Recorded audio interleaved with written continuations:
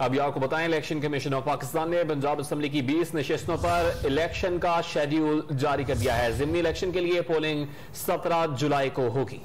अहम अपडेट आपको दे रही हैं, पंजाब असम्बली की खाली नशिस्तों पर ज़िमनी इंतखाब का शेड्यूल जारी कर दिया गया है। इस पर बात करेंगे डॉन न्यूज के नुमाइंदे फहद चौधरी से। फहद, बताइएगा शेड्यूल के हवाले से क्या अपडेट्स हैं?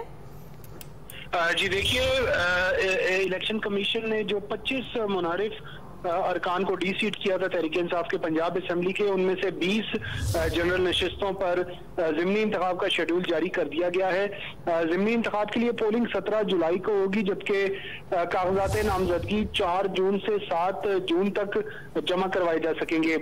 जिन हलकों में ज़िमनी इंतखाब का शेड्यूल जारी किया गया है उनमें लाहौर के 4 हल्के शामिल हैं, झंग के 2 हल्के शामिल हैं, जबकि मुजफ्फरगढ़ के भी 2 हल्के इसमें शामिल हैं। डेरा गाजी खान का 1, लिया का 1, बहावल नगर, लोधरा के 1 हल्के शामिल हैं, जबकि साहिवाल मुल्तान का भी 1 हल्का इसमें शामिल है।